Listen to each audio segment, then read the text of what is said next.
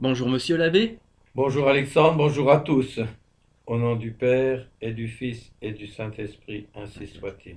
Alors monsieur l'abbé, on a diffusé des vidéos expliquant la situation actuelle de l'Église, mais il faut aussi bien s'encourager. Et pour ce faire aujourd'hui, nous allons parler de Thierry, atteint de myopathie, qui avait une foi catholique et que vous avez rencontré et même connu. Et d'ailleurs, vous avez parlé de lui dans une de vos revues, Subtum. Ne pouvons-nous pas dire que Thierry était un apôtre chevalier, un apôtre combattant au travers de sa maladie? Alors je pense que son évocation dans le numéro va répondre tout à fait à cette question. Oui. Bon, je précise que c'était un numéro spécial double qui a été publié évidemment après son trépas. Mhm. Et le numéro c'est 89-90, mars-juin 2007. Bon. Et Oui. je pense que il n'y a pas besoin de faire de gros discours. Dès qu'on va rentrer en matière et autres, c'est tellement prenant. Ouais. Tous les témoignages de ceux qui l'ont lu Mhm. hein, me Nous l'en font l'ont connaître. dit. Hein. Mhm. Alors, la première article, c'est l'éditorial Mhm. Une belle âme vraiment Une chrétienne. chrétienne. C'est à une exceptionnelle âme d'élite qu'est consacré ce double numéro spécial. Âme très élevée, remplie de noblesse, forte intelligente, attachante, joyeuse, vaillante, admirablement patiente et résignée dans la paralysie inéluctablement évolutive des muscles de son corps par ailleurs très sain et puissant. Ce caractère héroïque avait de qui tenir. Son grand-père paternel, le capitaine de corvette Jean Favreul, est mort pour la France le 8 mai 1940, coulé en son sous-marin tout près du port allemand de Brême dans la mer Baltique. Son sous-marin qui n'a été retrouvé qu'il y a quelques années à seulement 100 mètres de profondeur. Donc vous imaginez, pour les familles, quand c'est comme ça, tout un équipage est porté disparu et autres. Ouais. On ne sait pas ce qu'ils sont devenus. Est-ce qu'ils Mhm. ont été faits prisonniers? Est-ce que Mhm. Et seulement largement après la guerre, s'ils ne rentrent pas, on se doute qu'ils ont péri, mais on ne sait pas ni quand, ni où, ni comment. Mhm. Mhm. Et alors, évidemment, quand on retrouve, même longtemps après, un sous-marin comme ça, ben, toutes les familles, euh, ça aide à finir le deuil, si on peut dire. Ouais. Hein, une fois que les corps sont retrouvés et qu'on sait comment ils sont morts. Mhm. Son père, ça c'était le grand-père là, son père, le capitaine de vaisseau Jacques Favreul, ayant suivi les traces de son propre père. La première fois que je l'ai vu, et comme surpris auprès de son fils, il était, comme de juste, en train de lui lire un livre sur la marine. Est-il étonnant dès lors que chacun des enfants soit né en un port? Emmanuel a été mis au monde avec l'aide de son arrière-grand-tante, sage-femme réputée, à Marseille. Mhm. Thierry, c'est celui dont on va parler, Oui. a vu le jour à Agadir au Maroc. Juste, le Maroc qui était à l'époque protectorat français. C'est D'accord. le roi du Maroc lui-même qui nous avait appelés pour protéger le pays. D'accord. Juste avant des tremblements de terre, ce qui en a fait, au dire amusé de sa sœur, le pied noir de la famille. Patricia, c'est elle qui s'amusait de ça, est venue au monde à Brest. Et Philippe, le dernier, le plus jeune, mais qui sera le premier à partir, est né à Cherbourg. Cherbourg. Quant à son grand-père maternel, M. Bernard de Vaublanc, d'une famille également attachée à l'histoire de notre marine et de nos colonies, mais aussi à la politique et aux belles lettres, il est un de ceux qui ont eu une influence prépondérante sur Thierry. pour ce qui est de son orientation intellectuelle et religieuse. D'accord. Un beau cadeau de Noël. On est presque encore dans le temps de l'Épiphanie. Oui, oui. Mais là, un beau cadeau de Noël. Thierry est né le 24 décembre 1959. Il a été un beau cadeau de Noël, selon l'heureuse expression. Bon, comme disait Alexandre, il suffit qu'on parle de la marine pour que l'aviation passe. Hein. Thierry est né le 24 décembre 1959. Il a été un beau cadeau de Noël, selon l'heureuse expression de sa chère maman. Il a eu une enfance tout à fait normale jusqu'à l'âge de 10 ans. Période en laquelle les premiers symptômes de sa terrible maladie ont commencé à se faire doucement sentir. Adolescent, il marchait déjà avec peine et en oscillant légèrement, ce qui donnait à sa démarche une allure qui portait nombre de ses compagnons en cet âge bête et sans pitié à se moquer de lui. Très tenace, quand il vit que ses jambes lui rendaient à présent impossible un parcours prolongé, il utilisa à partir de 14 ans avec intrépidité une mobilette. Pourquoi avec intrépidité? Malgré la faiblesse de ses jambes, mais aussi de ses bras. Pourtant, les muscles allant toujours s'affaiblissant, puisque la myopathie, c'est une maladie des muscles, et généralement, ça commence par les pieds, puis ça monte petit à petit, et vous allez voir jusqu'où, et c'est terrible. Pourtant, les muscles allant toujours s'affaiblissant, ses forces n'étant plus à la hauteur de sa volonté, il y en a qui sont forts et tout ça, mais la volonté flanche. Lui, il avait la volonté, mais c'est les forces qui flanchaient. Il fit plusieurs chutes dangereuses. Son père lui interdit alors de continuer à se servir de cette mobilette, puis lui acheta pour ses 18 ans une petite voiture sans permis, dont il usa durant ses vacances en Saône-et-Loire, où il y a des petites routes et donc c'était moins risqué. Et aussi dans le campus de l'université d'Amiens, où il obtint en 2 ans une maîtrise de sciences physiques. Par la suite, sa faiblesse s'aggravant, il eut de petits incidents, puis se renversa une fois en douceur dans un bas-côté d'une route de campagne. Il lui fallut alors renoncer à cette petite voiture. Il utilisa enfin un fauteuil roulant électrique, avant que, malgré la vaillance de sa volonté, il lui faille renoncer à pouvoir se mouvoir par lui-même. Bon, ces petits fauteuils électriques, j'ai été visiter Thierry au centre des handicapés à Paris, et la plupart, je dirais, étaient paralysés des jambes. Bon, on va voir, c'était déjà énorme, parce que vous êtes en chaise roulante, hein. Oui. Mais ils ont encore leurs bras, on va voir que Thierry, c'est bien pire, la myopathie. Au moins, petit à petit. Mais, je les voyais, ils avaient des petites commandes là, hein, à l'endroit des bras, qui servaient à s'appuyer. Ça leur permettait de rouler. Ils venaient jusqu'à l'ascenseur monte-charge.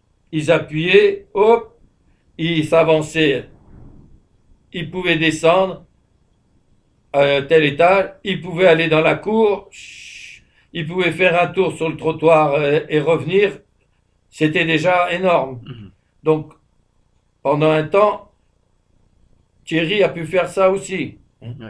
Mais après, comme on va voir que la paralysie va tout gagner, il ne pouvait même plus faire les commandes après. C'est terrible.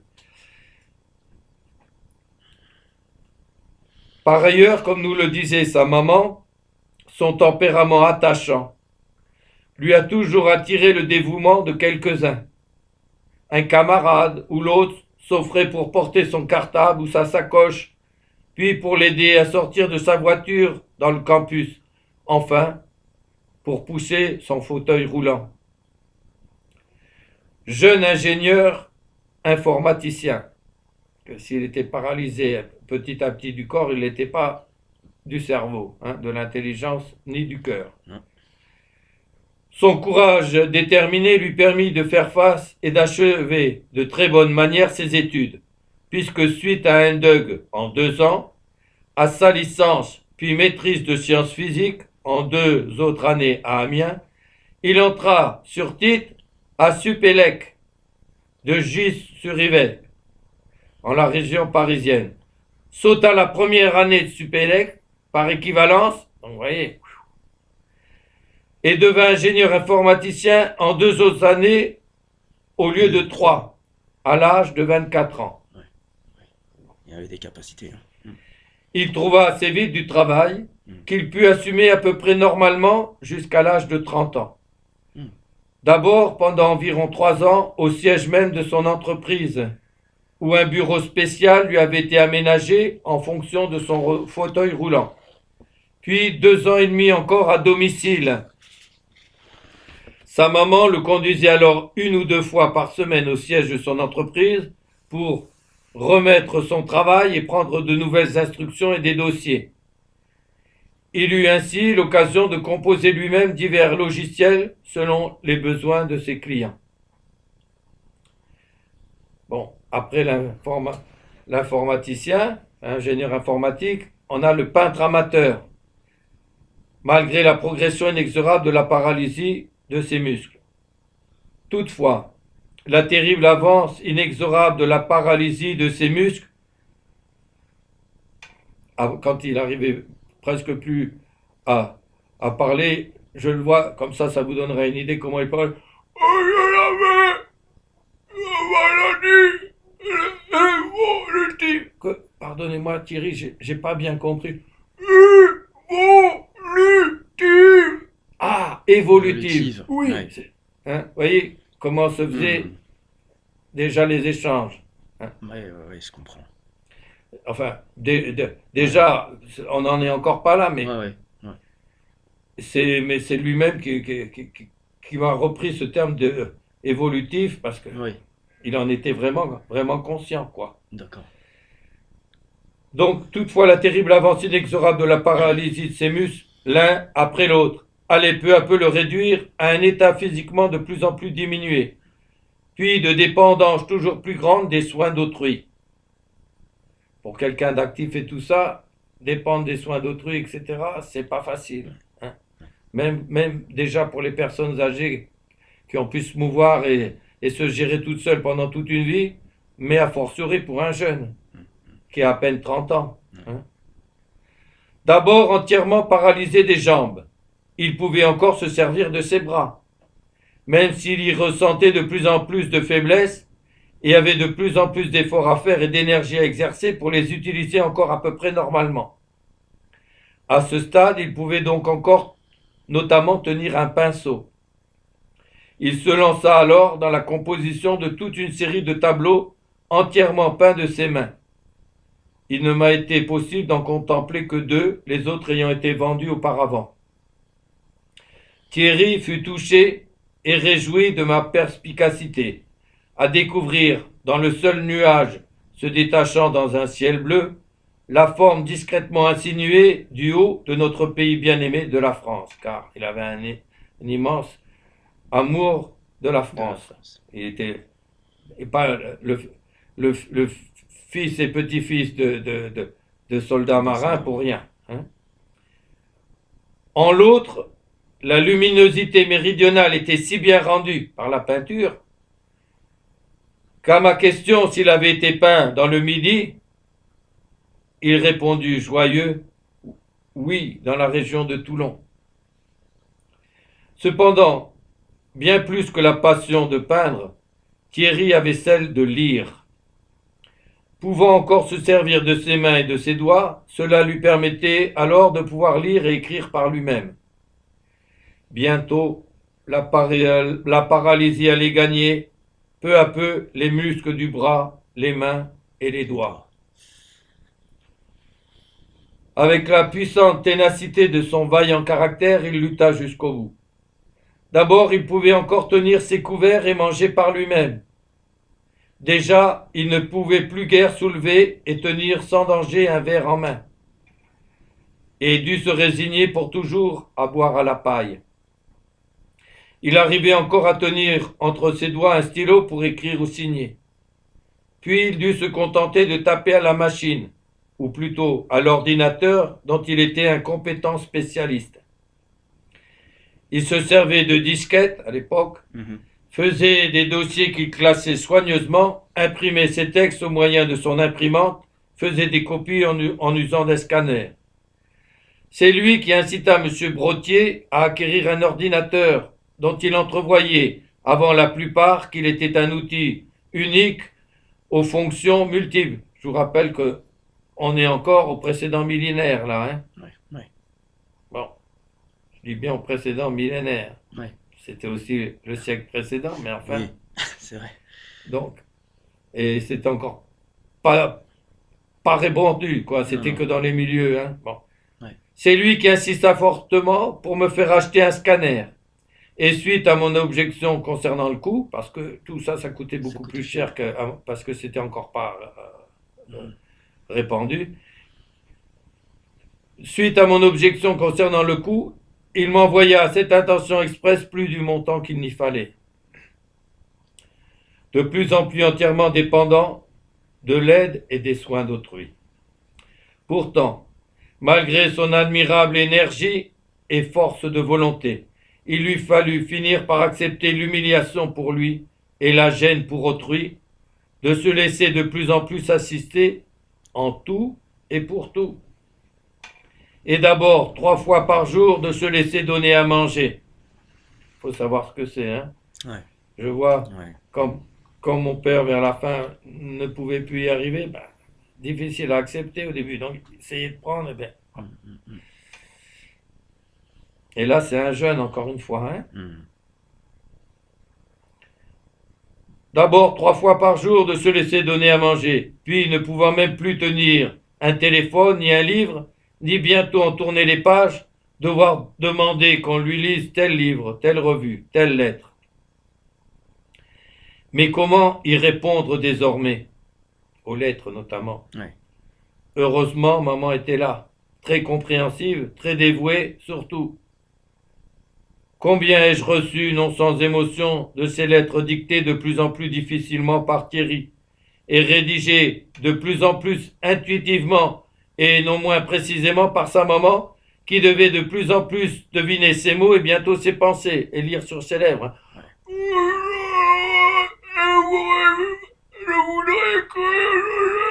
Bon. Il fallait faire attention. Alors, sa maman, bon, voilà. Elle devinait ses mots et bientôt ses pensées. Puis elle lisait sans doute aussi sur ses lèvres. Ouais. Car si cette terrible paralysie avait bien voulu se borner, comme la plupart des paralysés aux, entre guillemets, seules jambes, parce que c'est déjà terrible, cela n'aurait été qu'un moindre mal, quoique déjà si éprouvant pour ce caractère si énergique et ce tempérament si actif. Il lui serait du moins resté les activités intellectuelles, dont sa profonde et pénétrante intelligence lui aurait fait trouver 1000 débouchés et développements. Toutefois, cette paralysie inexorablement évolutive et progressive ne se contenta point de l'avoir réduit à devoir être assisté pour se lever, puis pour se laver et s'habiller, pour manger, lire et écrire. C'était déjà beaucoup, hein. Ça encore pas. Elle lui gagna peu à peu le cou, les mâchoires, les oreilles, les yeux. Et les yeux. Oh là là. Les mâchoires. Ouais, déjà, ouais. Ben, il va plus pouvoir mâcher. Ni communiquer, c'est difficile. Les oreilles, heureusement, c'est celles qui lâcheront en dernier. Donc, il aura de plus en plus du mal à entendre. Et les yeux, de plus en plus, il verra que des formes. Mon Dieu, mon Dieu. Certainement une victime choisie par Dieu. Hein. Il lui devint toujours moins aisé de pouvoir s'exprimer oralement, toujours plus difficile d'arriver à prononcer distinctement, afin qu'on le comprenne encore. Alors, des fois, il était obligé de s'y reprendre à 3 fois hein, Bien sûr. pour épeler chaque signe. Ah, ça y est, on avait compris le mot. Hein. Mm. Et forcément, c'était éprouvant pour lui. Mais en même temps, il était tellement compréhensif qu'il comprenait que les gens... Donc, il n'hésitait pas à faire l'effort. D'accord. C'est vraiment... Puis, nouvelle grande épreuve pour lui, dont c'était une des dernières consolations sensibles. Mhm. Il eut de plus en plus de mal à mâcher les muscles des mâchoires, hein, à pouvoir un peu goûter en retenant un instant sur sa langue les aliments hachés. Déjà, c'était haché, c'est plus lui qui les... Hein, déjà haché, bon, c'est déjà plus pareil. Puis broyé d'avance, puisque haché, c'était encore trop, quoi. Pour finir, il ne pouvait plus qu'avaler tout rond, avec tous les risques que cela comportait. Je me rappelle d'un repas où je lui donnais, puisque ça déchargeait autant d'une personne du personnel, donc Mhm. au centre des handicapés. D'accord. Quelle émotion ça faisait hein, quand on le voyait. Alors, on lui approchait vite le verre pour qu'il boive quelque chose, mais ouf. Alors on appréhendait ensuite la bouchée suivante. Il ne pouvait donc plus qu'avaler tout rond avec tous les risques que cela comportait, mais refusa farouchement jusqu'au bout qu'on le nourrisse par sonde, n'absorbant plus que des aliments liquéfiés. Quant à dicter une lettre, il lui fallait à présent des heures pour faire composer la phrase qu'il avait en tête, des semaines pour une lettre. Non point que son intelligence fût diminuée aucunement. Que de fois j'ai été stupéfait qu'en l'état où il était réduit, il me pose de difficiles questions, fasse appel à des intelligences ou citations qu'il ne pouvait plus que garder en mémoire. Monsieur l'abbé, est-ce que vous pourriez m'expliquer? Puis, des questions. Ah, je dis, bon sang, mais où il va chercher ça? Il y a lui qui peut presque plus lire. Alors, c'est vrai qu'il se faisait lire et tout ça, mais Ouais. il me pose des questions théologiques difficiles, fasse appel à des textes. Il citait dans Saint Paul, il est dit telle chose et telle chose, dans quel sens faut-il le prendre, etc. Ben, il fallait qu'il ait retenu la citation. La Hein. situation. Des textes ou des citations qu'il ne pouvait plus que garder en mémoire, puisqu'il ne pouvait plus les relire. Alors, quelquefois, il pouvait se les faire relire, mais Monsieur Brottier m'a déclaré sur un ton admiratif. Thierry avait une mémoire phénoménale.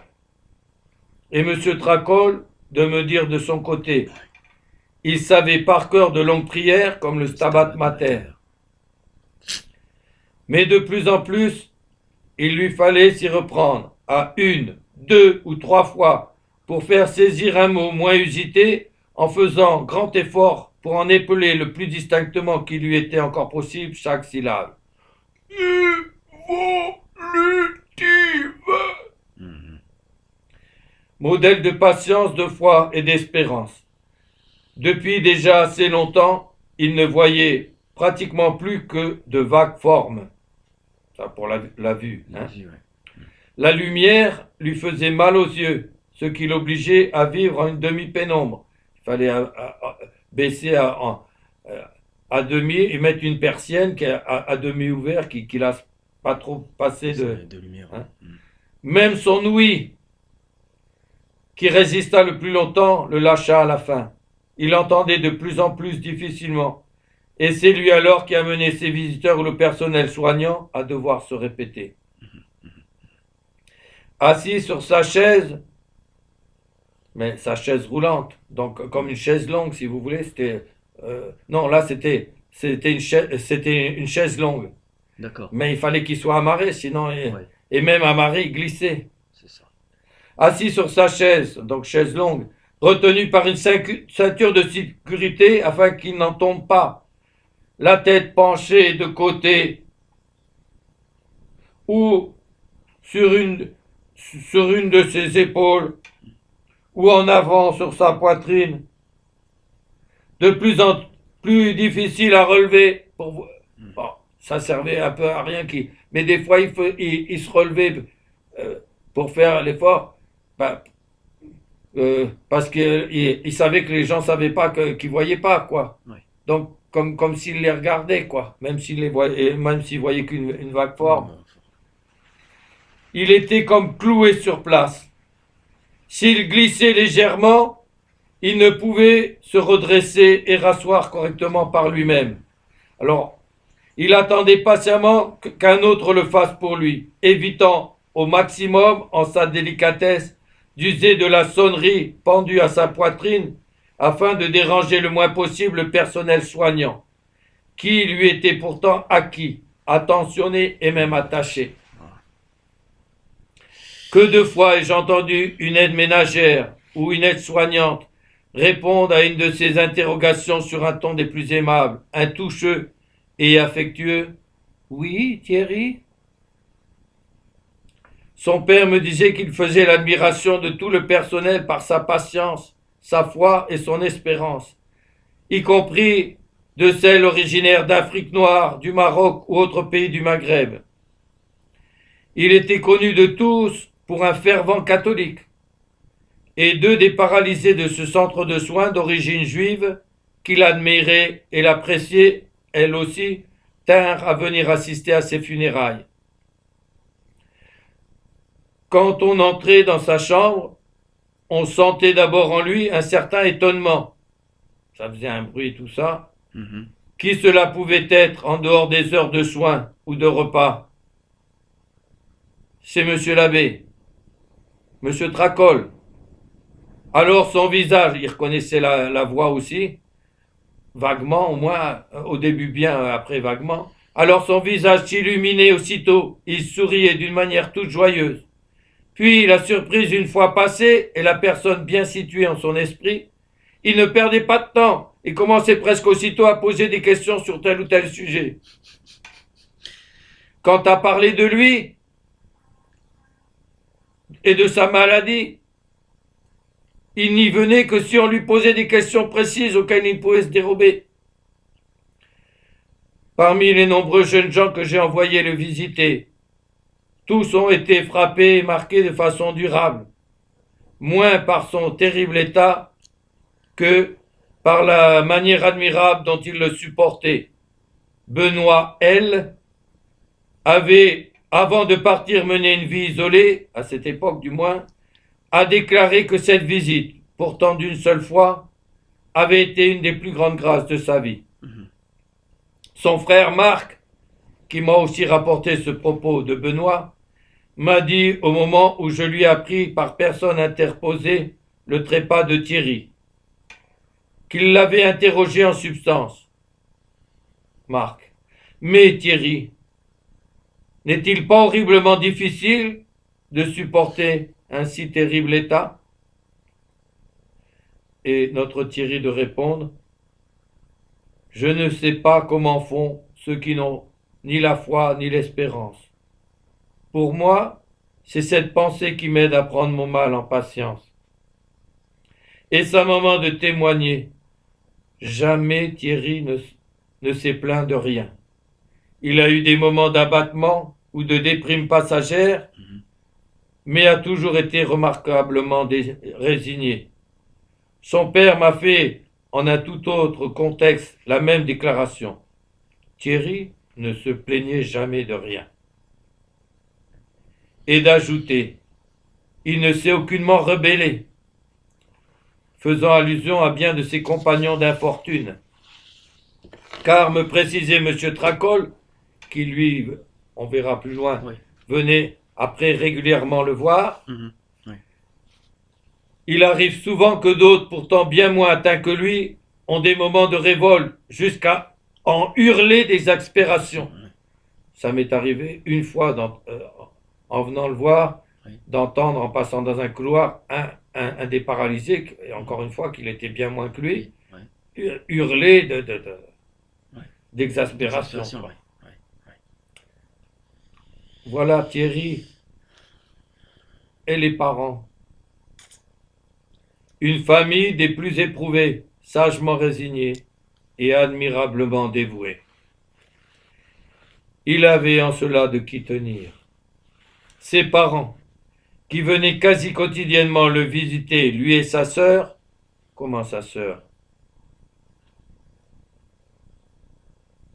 Ben oui, parce que ont eu sur 4 enfants, 3 atteints de cette atroce myopathie. 3 sur 4. Emmanuel, l'aîné, lui, en a été épargné et il est devenu chirurgien. Philippe, le plus jeune, voyons, celui qui était né en dernier, Mhm. est parti le premier vers l'âge de 30 ans. À 20 ans, il était déjà réduit à une quasi complète paralysie des muscles. D'accord. Donc ça a été plus vite, Plus rapide. plus rapide, peut-être aussi parce qu'il n'avait pas le tempérament lutteur Peut-être de aussi. réaction. Ouais. Hein. Ouais.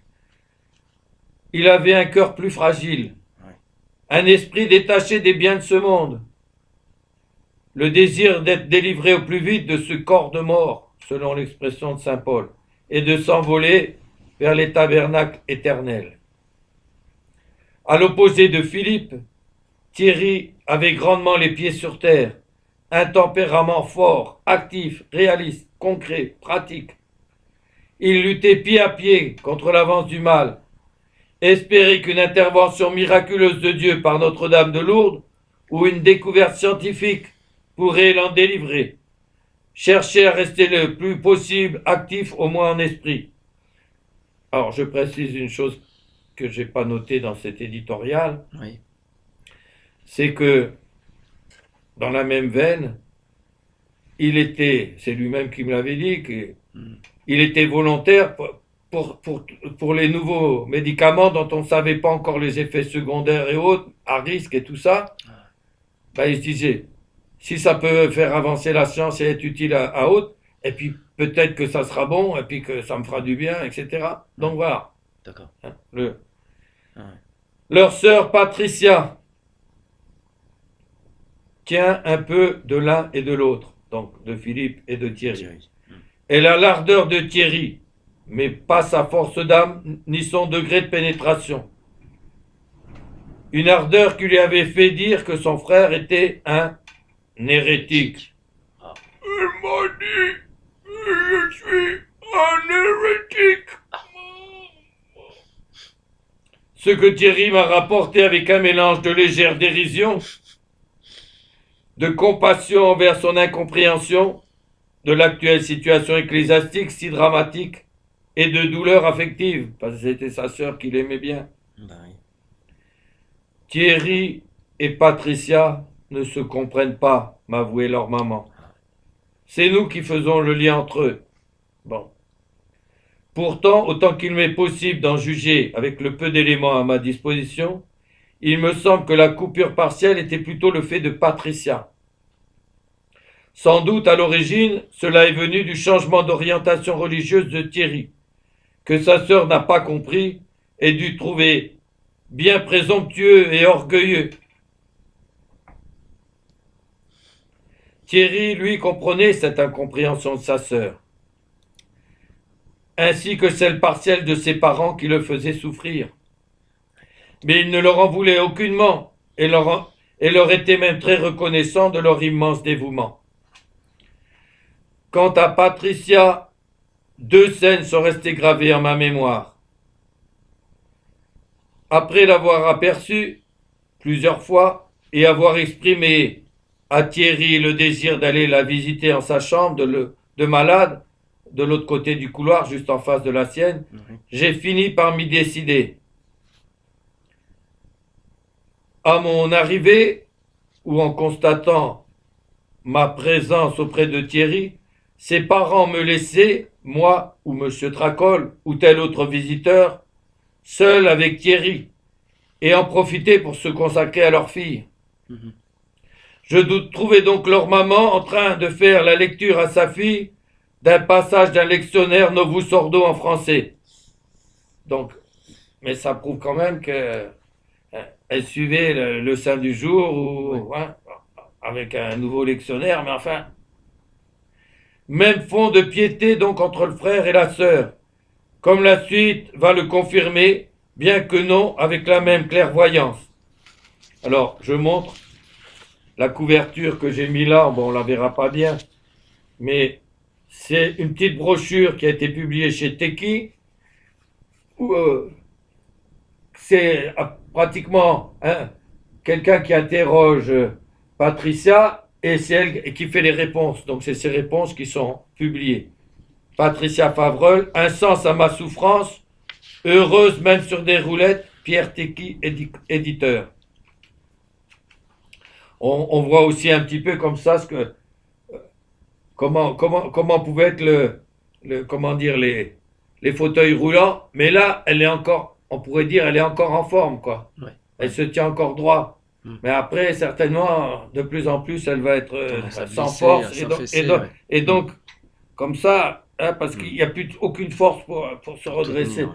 Mm. Bon, Mm. alors vous allez voir que bah, c'est Ouais, c'est la sœur de son frère et c'est la fille de ses parents, quoi. d'accord. À mon entrée, Patricia, qui elle aussi m'avait entreaperçu plusieurs fois et savait que je visitais son frère, jusque-là très attentive à la lecture, leva les yeux, elle pouvait encore le faire, et elle voyait encore à ce moment-là, changea de physionomie, devient rayonnante de joie, un regard tout illuminé, toute la physionomie, et s'exclama, il est venu me voir. Après divers échanges dont le souvenir s'est estompé en ma mémoire, elle me déclara comme inspirée, rayonnante de joie et sur un ton très enjoué.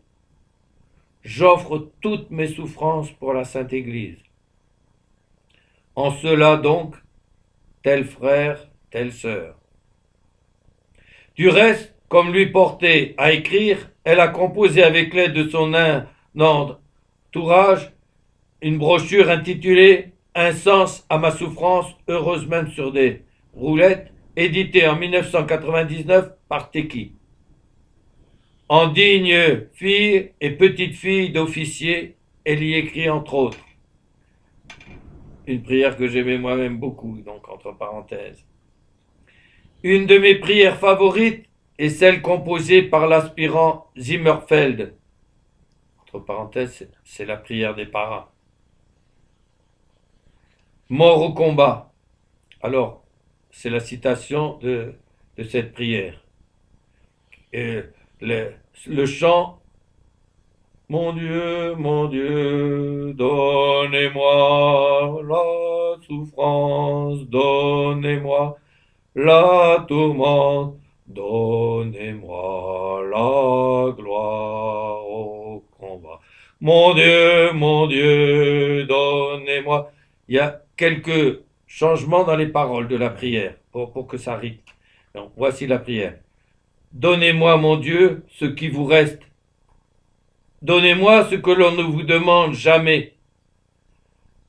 Je ne vous demande pas le repos, ni la tranquillité, ni celle du corps. Je ne vous demande pas la richesse, ni le succès, ni même la santé. Tout cela, mon Dieu, vous est trop demandé, oui, demandé. Mais donnez-moi. Mais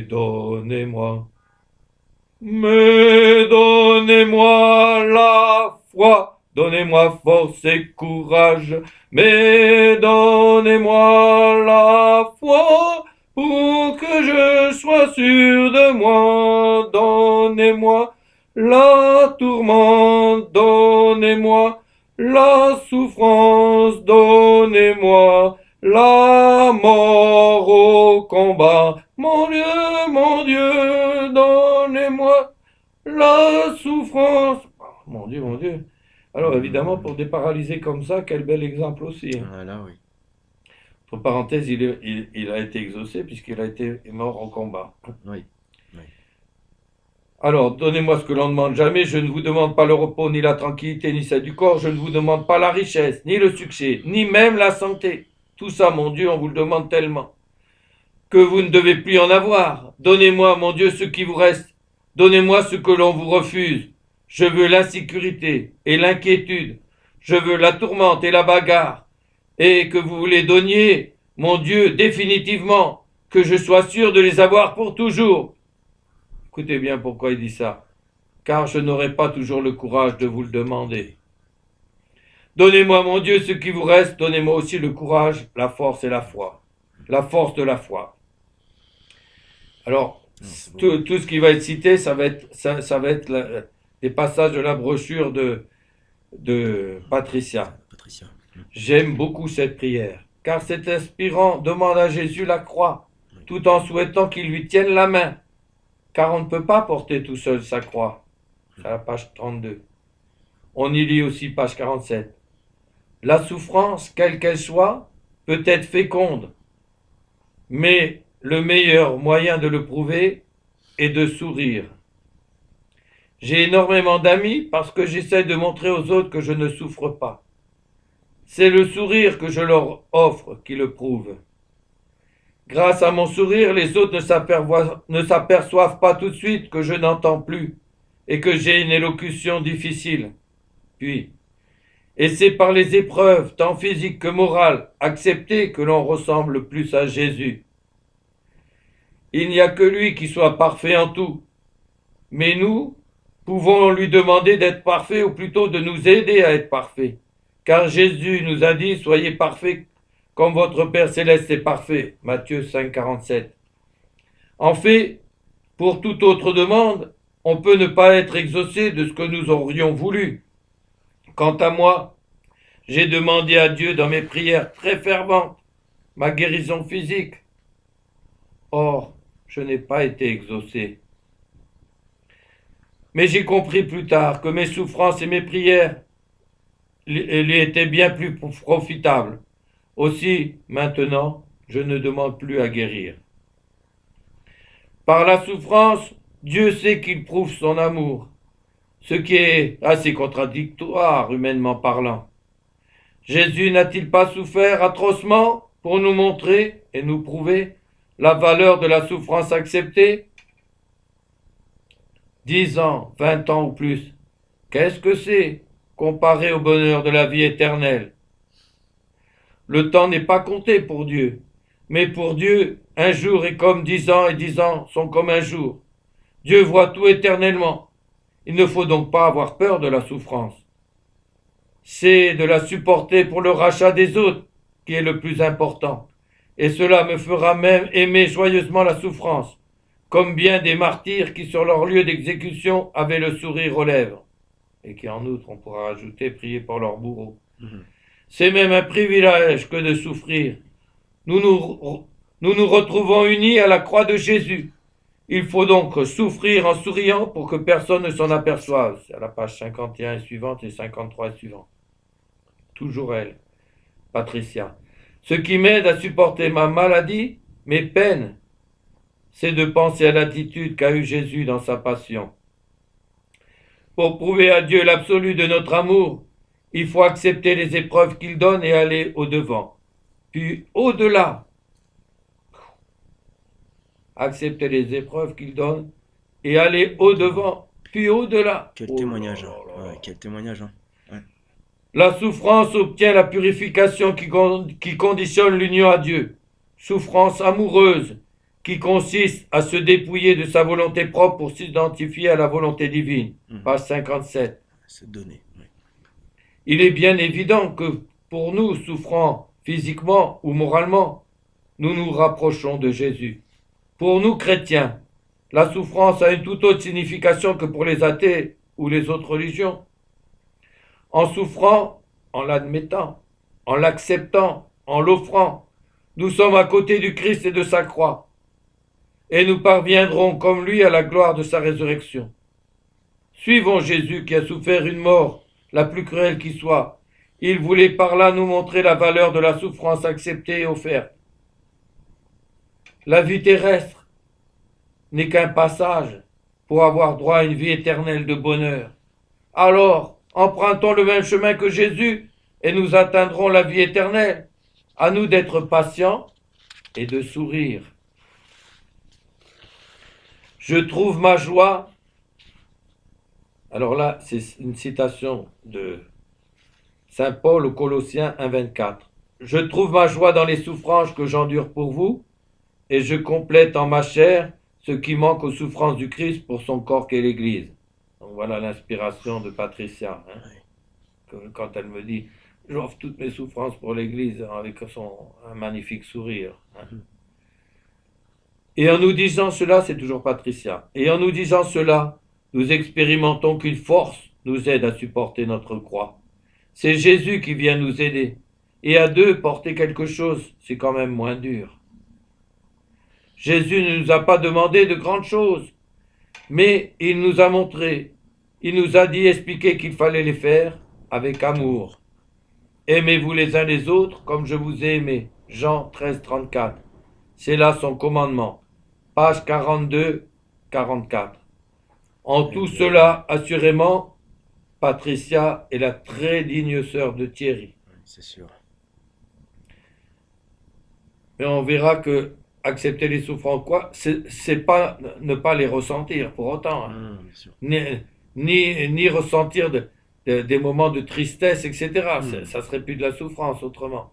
Mais c'est comme ce que disait un de nos maréchals, le maréchal Villars, hein, qui disait, avant de se jeter à la tête de sa cavalerie vers des ennemis dont il savait qu'ils allaient tirer au canon, hein, tu trembles, carcasse, hein, mais tu trembleras encore plus tout à l'heure. Bon, la souffrance, le courage, c'est pas de ressentir la peur devant le danger.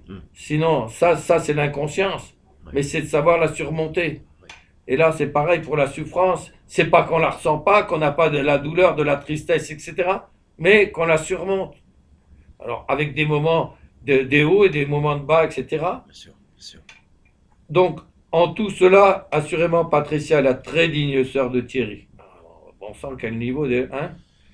Et si parfois, rarement, en son petit livre, il arrive que l'on sente la funeste influence des édulcorations de tendances progressistes, le fond est tout imprégné de la vraie doctrine catholique. Alors, j'en donne encore des exemples à la page 44 et suivante.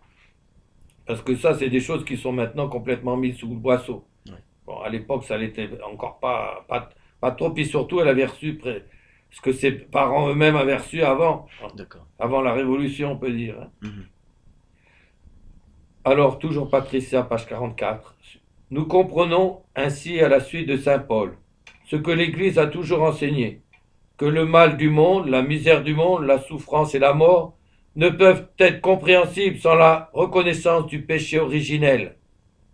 Le péché d'Adam et Ève, péché transmis, qui fut cette perte pour nous de la sainteté innocente dont nous aurions dû hériter. Le ciel nous fut fermé, car seul le saint peut paraître devant Dieu. Aucun mal, aucun désordre ne peut cohabiter avec lui. Par le péché, la nature humaine va connaître l'état déchu, avec pour conséquence le doute, la méconnaissance, la souffrance et la mort. C'est la seule réponse à tous ceux qui ne comprennent pas que la souffrance humaine puisse exister. C'est fort, hein. Encore, toujours Patricia. Il n'y a donc qu'un seul coupable quant à l'apparition du mal dans le monde, c'est l'homme. Et le mal, c'est le dérèglement de la nature, du paradis terrestre. Si le mal et la souffrance sont entrés dans le monde, ce n'est absolument pas la faute de Dieu qui ne voulait que notre bonheur, mais c'est celle du mauvais, de Satan, du grappin, comme disait le Saint Curé d'Ars, qui veut nous détourner de Dieu. Toutes ces choses-là sont maintenant complètement édulcorées là. Alors, encore la suite. Bon. L'enfer existe. On me l'a appris dès mon jeune âge. Et j'ai même appris que les âmes y tombaient en foule. Faisant allusion sans doute à la vision des enfants à Fatima. Hein. Sa réalité est à la fois implacable et inacceptable. Alors, on le tait et les gens n'y croient plus. Dieu est juste et implacable est sa justice.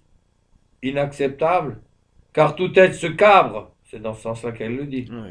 Car tout être se cabre devant une telle perspective. Dans le Nouveau Testament, il est fait mention plusieurs fois de la géhenne. Si Dieu est juste, l'offense intolérable que le péché fait à sa sainteté infinie mérite un châtiment proportionné. Mais Dieu est aussi miséricorde, au-delà de tout ce que nous pouvons imaginer. Dieu voit tout et sait tout. Sa justice sera différente pour chacun. Son jugement sera très précis, tenant compte de tout. Pie XII dit que le péché des hommes d'aujourd'hui était l'oubli du péché, le véniel comme le mortel. Bon. C'est pas pour rien que ils sont ce qu'ils sont et ils ont été bien élevés, hein. Ouais, c'est sûr. Encore, toujours, Patricia. La souffrance, nous devons la combattre de toutes nos forces. Dieu nous a donné les médecins, les chirurgiens, les chercheurs, les médicaments. C'est donc à nous de rendre cette souffrance plus supportable. Bon, voilà, il ne s'agit pas entre guillemets, on va dire, masochiste ou je sais pas quoi. Non, non. À nous donc d'accepter nos souffrances et d'obéir à la volonté de Dieu. À nous d'offrir ces souffrances pour tous les autres, tout en gardant patience et sourire. Ah, ce sourire qui lui tient tant à cœur. Ah oui. L'autre scène concernant Patricia ne fut guère moins marquante. C'était bien après. Hein. D'accord. L'autre, c'était pendant 2 visites à Paris et il y avait sans doute 2 ou 3 ans d'écart entre les deux. Donc elle était déjà dans un état beaucoup plus avancé. Ouais. Hein. Ouais. L'autre scène, donc, concernant Patricia, ne fut guère moins marquante. Arrivé au réfectoire à la fin d'un repas, à la recherche de Thierry, que l'on venait de remonter en sa chambre, j'aperçus la pauvre Patricia en une crise de larmes et de gémissements, entourée de 3 membres du personnel cherchant à la calmer. Allant les rejoindre, j'essayai en vain de me faire reconnaître. Mon intervention, l'ayant surprise et un instant quelque peu hébétée, la calma un moment. Mais je sentais bien qu'elle ne me reconnaissait pas en un tel état, d'autant qu'elle aussi commençait à ne plus y voir, et n'insistait pas. Je la recommande de tout cœur, ainsi que ses parents, à vos prières, d'autant plus que son état, me semble, n'avoir que quelques mois de retard sur celui de son frère. Sa maman me disait il y a peu que Patricia ne comprenait déjà plus qu'un mot sur 15. Donc vous voyez, entre la photo qu'on voyait où elle était encore bien droite et tout ça, hein. Ainsi, elle eut du mal à saisir que son frère était décédé et en fut bouleversée elle aussi. Profonde affection entre les deux, Bien sûr. malgré les pics en croyant faire son devoir, quoi. Alors, pour finir cette première entrevue de Thierry, on va aborder un point important et qui sera propre à réconforter aussi tous ceux des nôtres. Alors, entre parenthèses, j'ai parlé, avant de l'aborder, j'ai parlé des jeunes gens. Je suis allé plusieurs fois avec. On sortait, je les sentais, puis ils me faisaient quelques réflexions, ils avaient un peu du mal à exprimer. Alors, je leur disais, ben oui, quand on sort de chez Thierry, on se dit, moi, j'ai mes 2 bras, j'ai mes 2 jambes, je peux marcher, je peux... Qu'est-ce que c'est mes petites épreuves et tout ça, quand on a vu ça? Oui, c'est certain. Alors ça redonnait, comment dire, Ça relativisait tout ce qu'on pouvait avoir à côté de ça, quoi. Mais c'est pas tout. Il avait une intelligence, il avait un cœur. Clairvoyance religieuse et intrépide confession publique de la foi. On aura l'occasion, dans la suite, dans une autre vidéo, de citer ces lettres à plusieurs prêtres. Donc, clairvoyance religieuse et intrépide confession publique de la foi. Il me reste à finir l'évocation de cette exceptionnelle âme d'élite par le principal. Une des questions actuellement les plus douloureuses, celle de la religion, ou plutôt parce que pas la religion en elle-même, hein, ou plutôt de l'horrible crise religieuse présente, celle de la grande apostasie, annoncée par saint Paul, celle de l'abomination dans le lieu saint prophétisé par le divin maître lui-même. Thierry s'en expliquera pour une bonne part lui-même en ses lettres au révérend père André, Barbara, de Blinière. Il s'agit de Bruno. C'est celui qui était le plus proche parce qu'ils sont deux frères.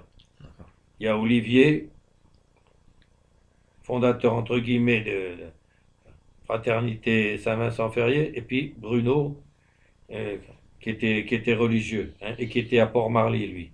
Donc c'est de celui-là qu'il s'agit. Oui. Donc, révérend père André, Barbara, de Blinière, Coache, publié en la rubrique 3 de ce numéro. Son cas est en ce domaine exemplaire. Au départ de l'ensemble des baptisés dans l'Église catholique, restés pratiquants malgré les bouleversements liturgiques et doctrinaux, puis de la plupart des, entre guillemets, traditionalistes, ayant peu à peu plus ou moins bien compris ce qui se passait. Et à la fin, des quelques-uns qui, comme lui, tant physiquement que moralement et spirituellement, ont eu la grâce et l'abnégation d'accepter une privation après l'autre. Et on va voir dans les témoignages et tout ça que combien il aimait la messe et tout ça, comment il se dépensait pour obtenir des gens qui l'y conduisent, ou comment il commandait le taxi, etc. Mais aussi après comment il a accepté les privations. Une privation après l'autre, un rejet ou un départ forcé l'un à la suite de l'autre, pour finir en un état de quasi-paralysie liturgique et sacramentelle. Car j'ai souvent comparé un petit peu notre situation à la situation de Thierry. Nous aussi, on est comme paralysés, sans pouvoir, sans force, avec des désirs, etc., de vouloir faire quelque chose, etc., mais sans les moyens de pouvoir les faire, etc. Ouais. Il est comme un résumé, un symbole, une figure de toute notre situation à nous, quoi.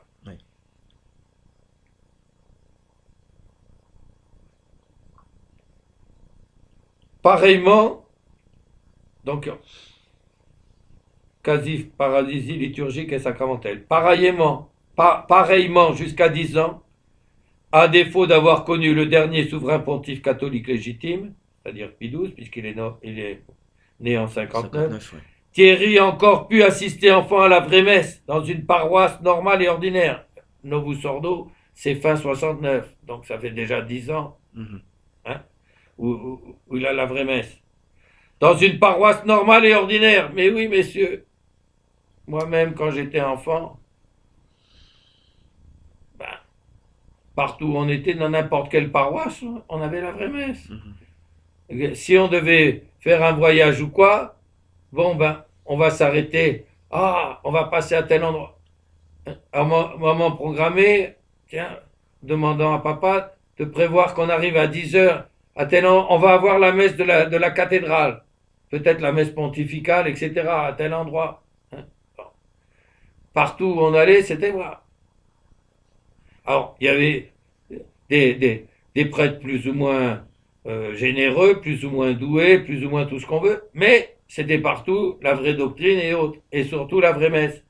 Et même quand on se trouvait, moi-même comme fils d'officier, comme Thierry, au FFA, Force française, en Allemagne, si c'est un prêtre allemand, la seule différence était in taroibo adaltaridi, in segula seculorum, amen. Bon, on pouvait aller lui servir la messe et tout ça, on savait quoi lui répondre. La seule chose qu'on comprenait pas, puisque sinon on suivait le reste dans le missel, c'était le sermon en langue allemande. Alors là, on comprenait pas. Bon. Ceci dit, après, on avait une paroisse avec un aumônier français. Bon. Mais c'est pour dire que, voilà. Pareillement, jusqu'à 10 ans, à défaut d'avoir connu le dernier souverain pontife catholique légitime, à savoir Pie XII, Thierry a encore pu assister enfin à la vraie messe dans une paroisse normale et ordinaire. En cela, il a quelque peu entrevu En son tout jeune âge, l'Église militante, encore extérieurement à peu près en ordre.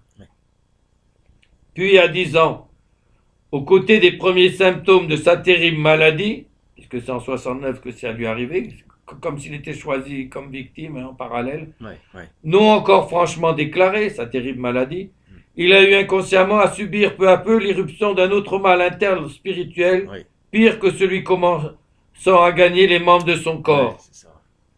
Singulier parallèle. Étonnante correspondance et concomitance, comme si, en cette triste fin de l'année 1969, la divine providence avait voulu donner à entendre qu'elle le choisissait comme victime réparatrice, et comme figure des chrétiens fidèles peu à peu réduits à une quasi-complète impuissance et paralysie. Aussi insidieux que sa maladie en ses débuts, le mal spirituel n'avança qu'hypocritement. Ça, il y en a, ils font les marioles maintenant que toutes les études ont été faites, les choses ont été dénoncées, etc. Mais au début, personne ne s'attendait à ça. Bon. Et surtout pas que ça vienne d'en haut. Bon. C'était inimaginable. Bon. Ça, en plus, ça paraît impossible au niveau de la foi, quoi. Et des promesses, etc.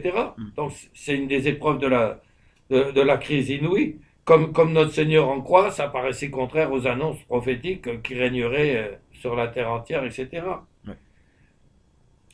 Donc, aussi insidieux que sa maladie en ses débuts, le mal spirituel n'avança qu'hypocritement, sachant faire 2 pas en arrière après 5 en avant, agissant en un sens et parlant en un autre, faisant semblant de déplorer la perte de ce qu'il détruisait sciemment. Oh oui, c'est dommage de devoir quitter le latin, etc.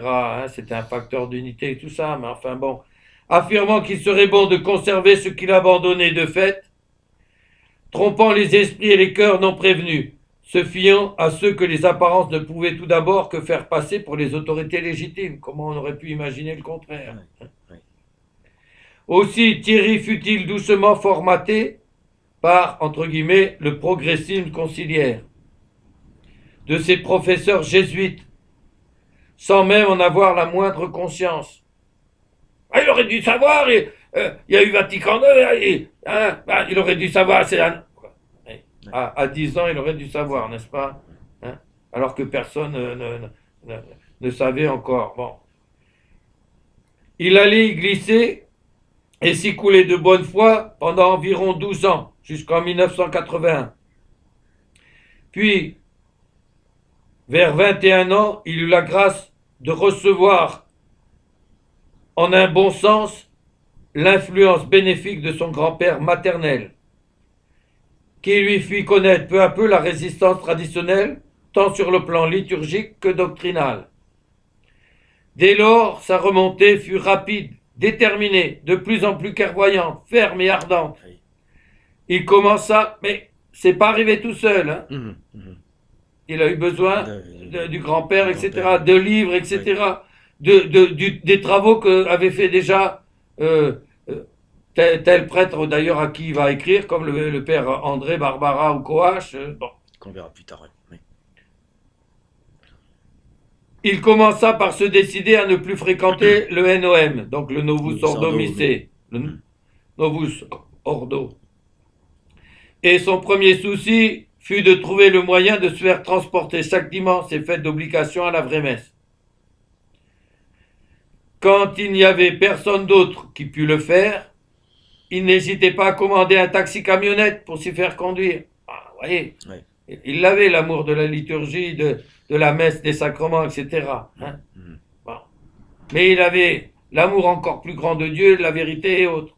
Bon, voilà. Il recherchait les bonnes compagnies, les bonnes revues, les bons livres, tant pour s'éclairer qu'en vue de pouvoir convaincre son entourage, parce que c'était toujours son souci, ça aussi. Se heurtant à des incompréhensions de ses proches, il lui fallait une énergie particulièrement indomptable pour ne point les suivre au plus facile et au plus près. Ils allaient toujours à la paroisse.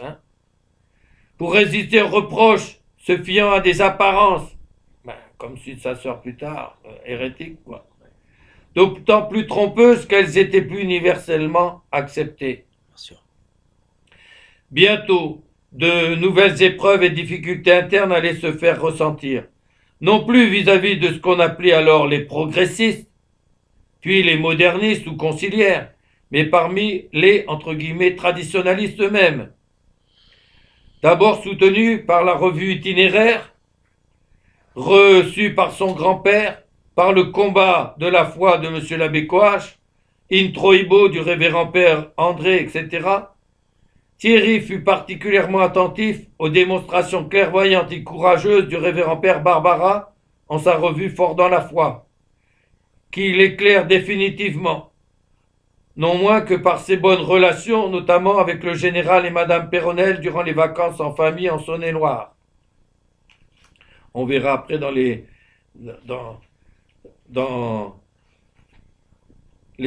témoignages qu'ils font que bon, on peut déjà dire que il les a connus parce que il avait mis une annonce que comme il était dans la région parisienne, mais pendant les vacances c'était en Saône-et-Loire. Qu'est-ce qui va pouvoir m'amener à la messe?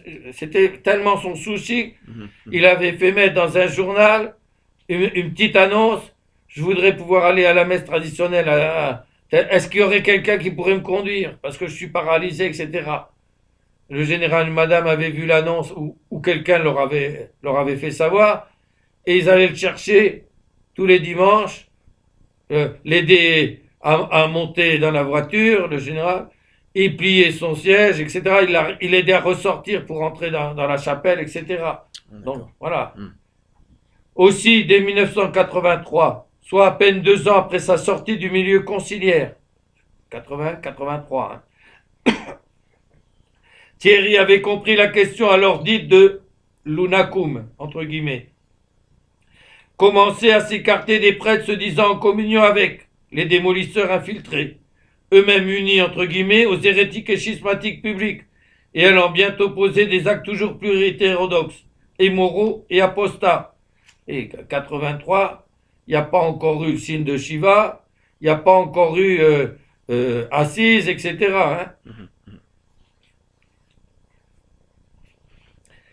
Les actes gravement scandaleux de Jean-Paul II fin 1985 et tout au long de 1986, en vue de préparer le Panthéon d'Assise, entre guillemets, finirent par le persuader de façon inébranlable du caractère non plus seulement hétérodoxe des autorités conciliaires, entre guillemets, mais de plus en plus ouvertement hérétiques, schismatiques et même apostats. Et par là de leur radicale illégitimité et usurpation.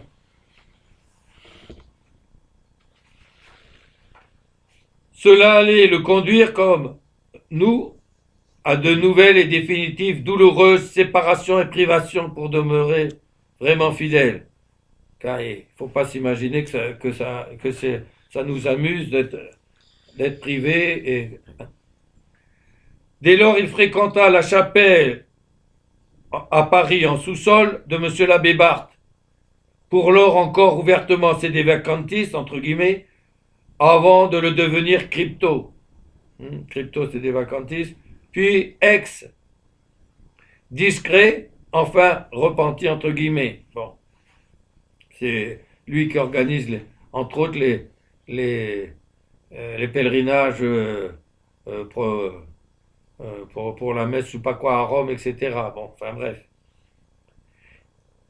Écrit pour la défense et confession publique de la foi. En 1987, un an après le Panthéon d'Assise, et un an avant la rupture marquante des sacrés légitimes des 4 évêques de la Fraternité Saint-Pédis, 2 ans avant la cessation forcée de son travail professionnel, il composa une brochure de 47 pages, grand format A4, dont voici le plan.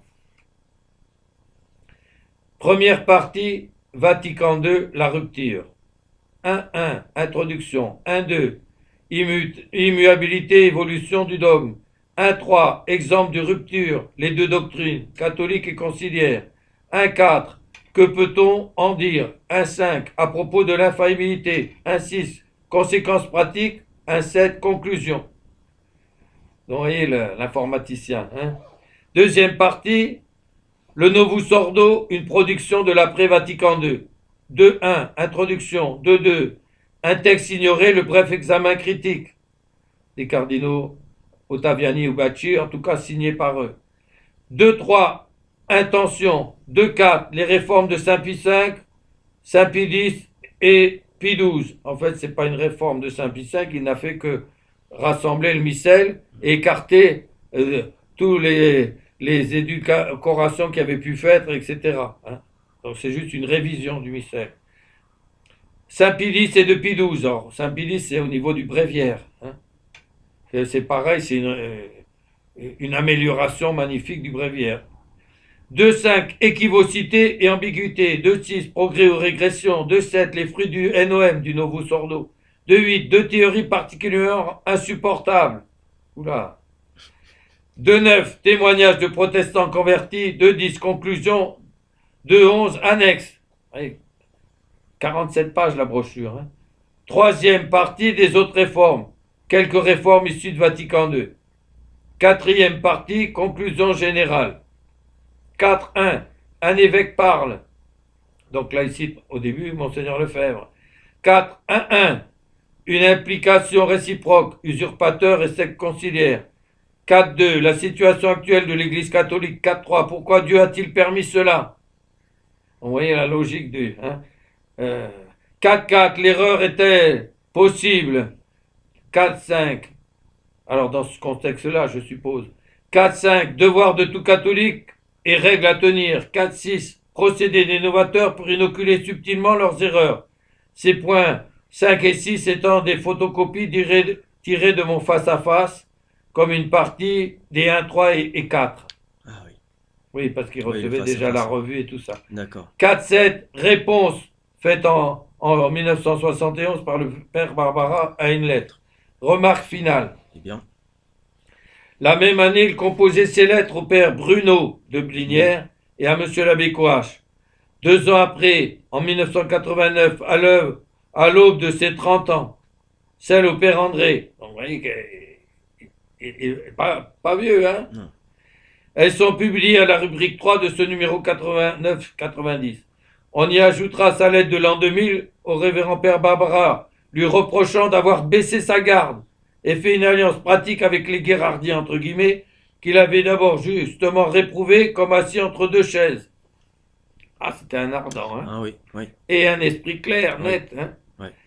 Ayant déjà eu et lu divers de mes écrits par personne interposée, Thierry s'abonna à Subtum Presidium le 25 mars 1991. Notamment divers écrits, notamment le face-à-face, qui lui date de 1981. Face à face, ah oui, déjà. Ouais. Le 15 novembre 1992, il me demandait de bien vouloir lui envoyer copie sur disquette de plusieurs de mes articles, en vue d'une étude contre le nouvel Ordo Missé qu'il avait commencé. De même, en 1997, pour un autre travail qu'il faisait contre le faux œcuménisme, entre guillemets. Et encore le 25 mai 1998, afin de s'en servir pour faire une étude contre le péril islamique. Eh ben. Sa lettre commençait le 2 février 2000, tout juste 7 ans avant le jour de son enterrement, au révérend père Barbara, est encore imprimée sur l'imprimante de son ordinateur. C'est donc lui-même qui le fait encore là. La même année, il avait commencé une lettre de réfutation des propos tenus par un prêtre rallié, entre guillemets, lors du serment de la cérémonie de l'enterrement de M. Desjonquières. Parce que M. Desjonquières a précédé M. François Tracol pour venir le voir sur ma demande tous les dimanches. D'accord. Ça lui a fait beaucoup de bien, et puis à Thierry aussi, évidemment. Oui. Et après, quand il est décédé, j'ai demandé à M. Tracol s'il pouvait prendre la relève. Donc, pour l'enterrement de M. Desjonquières, dont les frères n'avaient pas respecté les dernières volontés, puisqu'il avait demandé que ce soit moi qui préside son enterrement. Par la suite, il lui fallut se contenter de dicter des lettres, principalement rédigées par lui, par sa dévouée maman, lui servant de secrétaire bénévole. Ce qui ne l'empêchait pas d'avoir toujours de multiples projets, notamment celui d'écrire plusieurs articles pour la revue.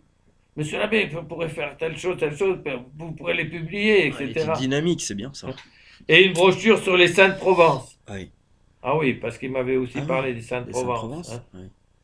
Oui, parce qu'il allait souvent. Déjà, j'avais eu le bonheur de publier dans le numéro 69 de février 2002, page 17 à 22, sous forme d'article, une lettre en laquelle Thierry dénonçait et réfutait les écarts d'avec la doctrine catholique d'un, entre guillemets, prêtre conciliaire dévoyé, dans une brochure que celui-ci avait rédigée pour édulcorer les vérités de foi sur l'enfer et le purgatoire. Mhm. On voyait hein, Oui. malgré Ouais, son c'est état et tout combattant. le reste, hein, Oui. c'est époustouflant comme exemple. Hein. Ouais. Admirable force d'âme et patience, résignation d'une privation ou atrophie à l'autre. Bientôt, le vaillant révérend père Barbara allait être à son tour infiltré en vue de casser sa chapelle, sa revue fort dans la foi, ou mieux entre guillemets, pour la faire dévier, et par là sa publique confession de la foi. Par voie de conséquence, Thierry dut s'écarter de M. l'abbé Barthes. Oh. Il n'avait plus personne donc sur Paris.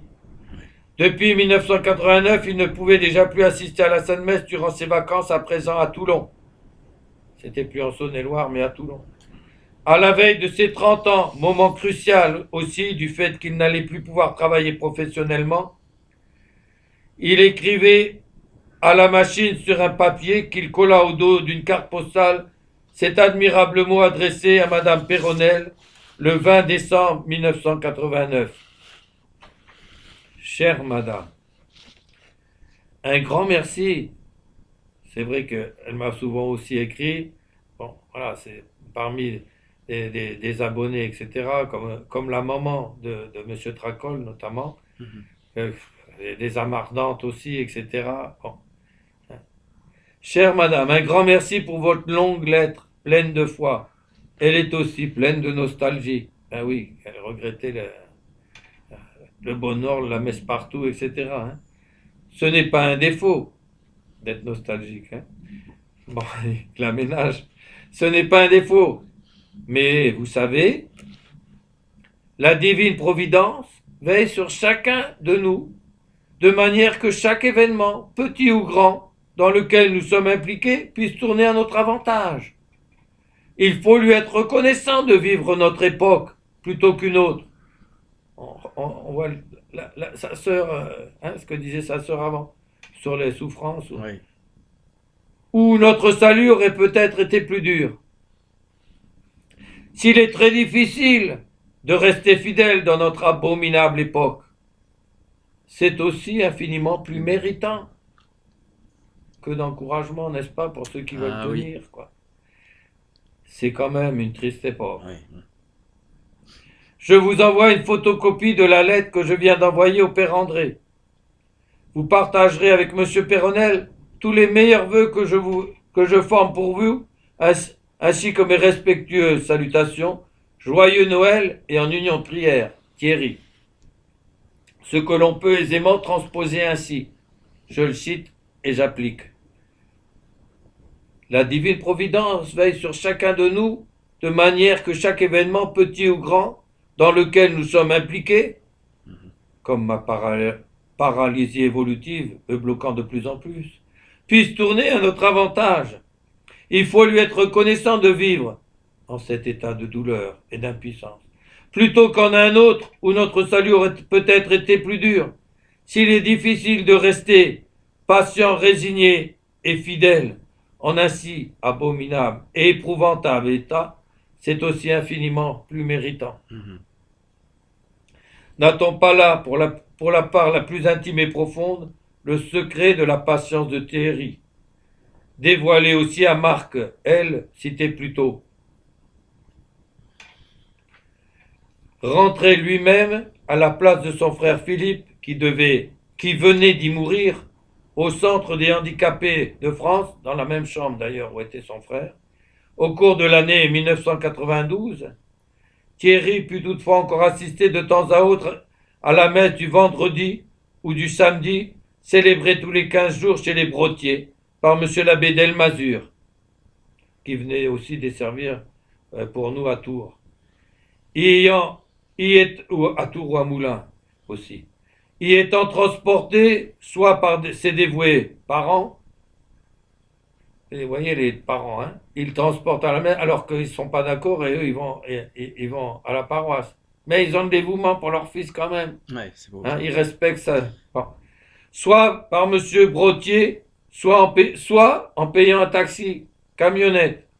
Ceci jusqu'à environ 1995. C'est encore le précédent millénaire. Hein. Mhm. Puis il s'adressa à Monsieur l'abbé Grégy, d'origine hongroise, qui était sur Bruxelles, qui vint le visiter une ou deux fois l'an, le confesser et célébrer les saints mystères en sa chambre de malade, et dont il eut le bonheur de ne connaître que les meilleurs côtés. Un ardent soutien et un très généreux bienfaiteur. Bon, pour finir cette première partie, Thierry fut particulièrement réjoui et très enthousiaste de la publication de mon énorme catalogue des variations. Ouais. Ayant reçu, comme tous mes abonnés, l'annonce de sa prochaine publication et du prêt sans intérêt ajouté à la souscription, lui et les abonnés savaient en quoi ça consistait parce que j'en avais cité plusieurs fois des extraits dans la revue. Pendant que c'était en préparation, parce que c'est quand même 14 ans de travail. À un moment où j'avais pas d'ordinateur, tout ça, tout le début, c'était Noté à la main. sur des feuilles à la main. Ouais. Et les parties vides en face, bon, enfin bref. Ouais. C'est pas les copier-coller qu'on pourrait faire maintenant. Hein. Non, c'est sûr. Bon. Ouais. Alors, ayant reçu, comme tous les abonnés, l'annonce de sa prochaine publication et du prêt sans intérêt ajouté à la souscription, parce que pour faire une édition comme ça, il fallait une mise de fonds. Hein. Il ne se contenta pas de m'en souscrire plusieurs, ni de prêter, mais fit un énorme don, qui, à lui seul, m'ôta tous les soucis des difficultés assez grandes à surmonter pour en faire une ample édition de meilleure qualité et rendue de surcroît beaucoup plus rentable grâce au prix de gros. Lors de mes premières visites auprès de lui, j'eus très vite fait de sentir que nos âmes et esprits étaient en correspondance intime, ayant les mêmes fidélités les plus chères, celles de la confession externe et publique de la foi et de la vérité particulièrement. L'envoi qu'il me fit faire déjà alors, par sa chère et dévouée maman, d'un livre dont la lecture lui avait tout spécialement plu, sur la vie d'un chevalier apôtre, missionnaire en Chine, qui était donc des pères de la mission de Paris, Ouais. comme saint Théophane Vénard, Ouais. dont la lecture fit à mon tour mais les délices, cela me confirma cette intuition de profonde correspondance réciproque. Cloîtré en sa paralysie involontaire, mais si généreusement acceptée et offerte, il était non moins ardent intérieurement que la petite Thérèse, pour rêver aux exploits de nos chevaliers, missionnaires, zouaves pontificaux, et pour prier et offrir ses sacrifices pour les combattants des premières lignes. Comme elle, il avait aimé les tempéraments gais, joyeux dans la souffrance, bouillant de servir et de glorifier Dieu comme un saint Ignace, intrépide au feu des douleurs et des humiliations externes. Thierry avait l'âme noble, vaillante, élevée, profonde, pénétrante, chaleureuse, ardente, bouillante. Il aurait pu faire sienne et vivait de la devise du vaillant évêque missionnaire du Tonkin, Monseigneur Retord, qui était le supérieur de celui dont on va parler, devenu celle de saint Théophane Vénard, au milieu de multiples labeurs, fatigues, épuisements, douleurs, impuissance momentanée, vive la joie quand même. Quel meilleur résumé de la vie si éprouvante et méritoire de Thierry Favreul pourrait-on faire que cette devise, ainsi davantage catholisée par un jésuite de Paris, c'est le père Bassouot, qui était l'aumônier des sœurs, de la fondatrice et des premières sœurs, des auxiliatrices du Purgatoire, qui était fondée rue de Sèvres à Paris. Elles avaient leur maison mère, disons, juste à côté. Et au lieu de laisser vivre la joie quand même, il l'a catholicisé, et c'est beaucoup mieux comme ça. Alléluia quand même. Merci, monsieur l'abbé. Un bon résumé vraiment Oh oui. de l'attitude et le quand même, ça veut dire malgré toutes ces souffrances inouïes, etc. Eh bien, alléluia quand même. Vive la joie quand même. Hein, j'aime les gens joyeux, etc. Voilà. Très bien. À bientôt.